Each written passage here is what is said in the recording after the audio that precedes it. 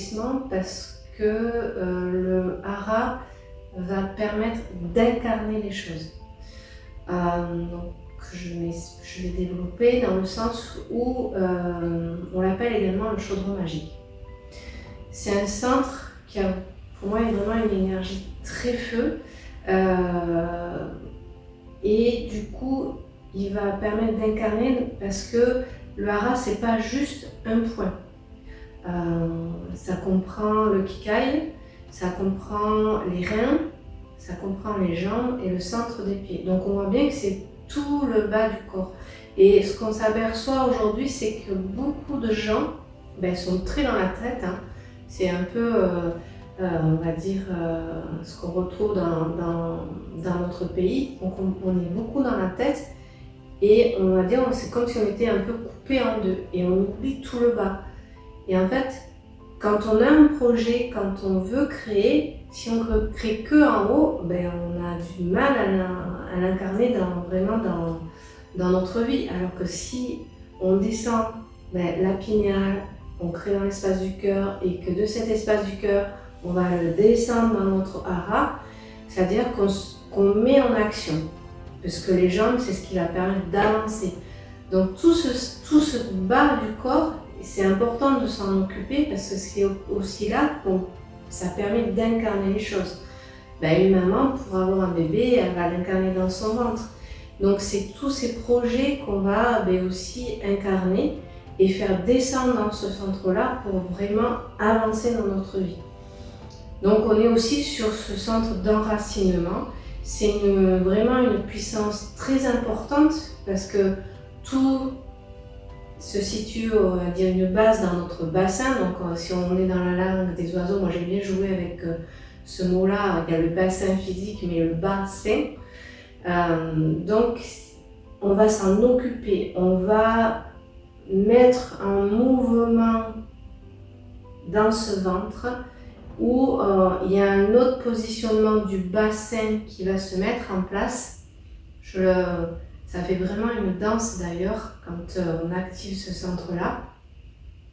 Et derrière, il y a aussi d'autres centres qui peuvent se mettre en action. On est vraiment aussi sur l'Abdéleda.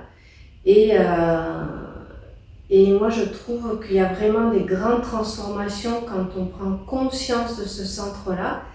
Parce que c'est vraiment un centre où il y a une puissance qui s'incarne, mais là on est vraiment sur la puissance du cœur, c'est une émanation. La puissance du hara, c'est également une émanation, mais il y a vraiment une puissance physique qui arrive où il y a une stabilité qui s'incarne à l'intérieur de nous, qui fait que même physiquement on change de posture. Il y a vraiment une posture dans les jambes qui est différente, il y a une posture au niveau du bassin qui est différente, il y a une façon même d'être debout qui est différente, de s'asseoir qui est différente, parce qu'il y a un axe qui s'installe. Quand on dit d'être aligné, immobile, silencieux, c'est vraiment ça. Il y a un alignement qui se fait au niveau du hara, mais des trois centres, c'est la pinéale, le cœur, le hara, où il y a une puissance qui se dégage, un alignement physique également qui est présent. Pour moi, c'est vraiment ça. Et quand je disais aussi par rapport au chaudron magique, c'est aussi que toutes les émotions, c'est ce centre-là qui va les digérer et pour moi les transmuter parce que dans un chaudron, il y a un changement qui s'incarne. Et donc, le hara, en fait, c'est donc on appelle aussi le dantian inférieur. C'est justement notre reliance à la terre, à Gaïa, on va dire, à la terre-mère. Donc, une fois qu'on a éveillé le cœur, si on n'est pas sur notre base, on ne va pas pouvoir aller chercher cette énergie que, on va dire, le monde asiatique appelle le chi, et qui permet en fait de pouvoir aller chercher une source supplémentaire d'énergie énorme, jusqu'à la remonter à son cœur et pouvoir activer en fait tous les autres centres sacrés. Quand on a les trois qui sont alignés, comme disait Betty, on est aligné, immobile, silencieux, va se créer une quatrième structure d'activation et un alignement, on va dire, juste phénoménal. Alors, pour revenir au Dantian ou Hara, hein, donc elle a bien dit que ce Hara, en fait, il est vraiment constitué alors, pourquoi les énergies feu, qu'on va en parler? Parce on a 3 feux à l'intérieur de nous. Hein. On a le feu des reins, on a le feu du cœur, et c'est des feux alchimiques. Hein. Et on a le feu du Hara, donc il y a vraiment quelque chose qui se met en action. Et cette énergie feu nous permet, on va dire, de transmuter vraiment énormément de choses et d'épurer notre corps et de faire transformer notre corps carbone en un corps silice. Si je reviens juste au Hara, c'est tout à fait ça, je vais prendre ça un petit peu. C'est notre base. En fait, le Hara, aujourd'hui, le monde occidental, on a notre centre de gravité qui est très haut.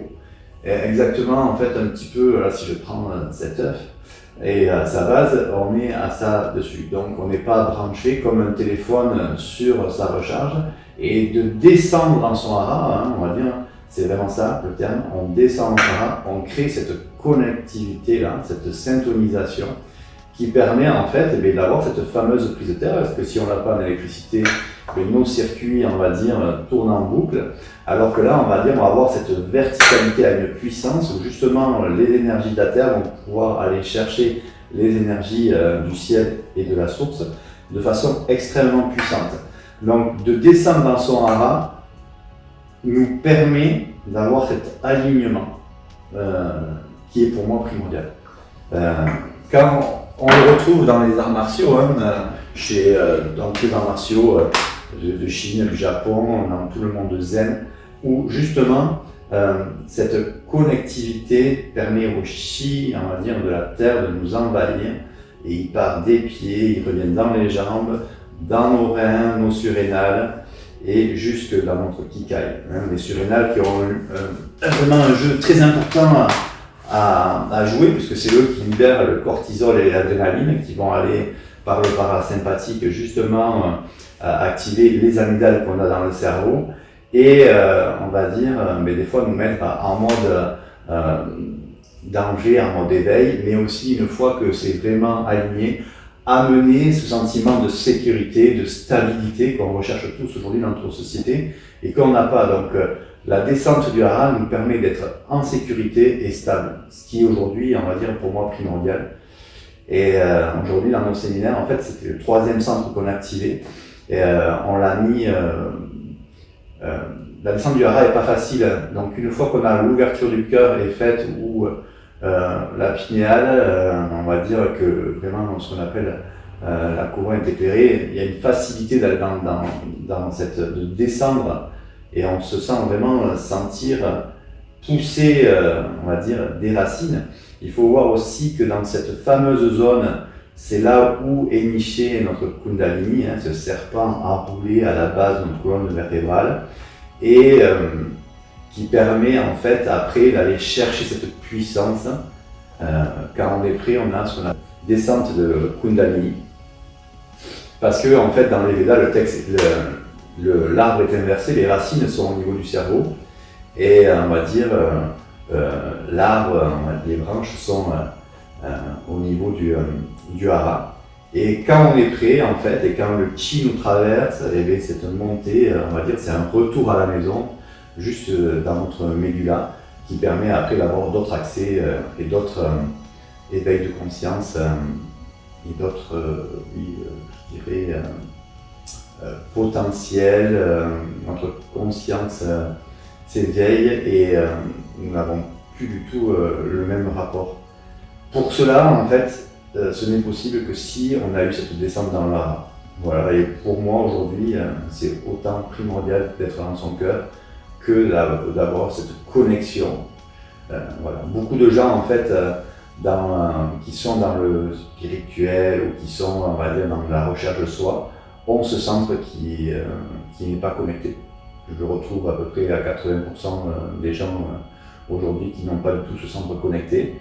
Parce que nous sommes dans ce monde occidental d'hyperstimulation où on est complètement coupé de nous, alors que tout le côté, on va dire, asiatique, voilà, oriental, sont vraiment davantage connectés à ce hara qui pour eux est primordial, ils le travaillent depuis le plus jeune âge. Et pour moi, en fait, c'est eux qui ont, voilà, pour avoir un bel arbre, il faut que les racines soient bien plantées. Donc, voilà.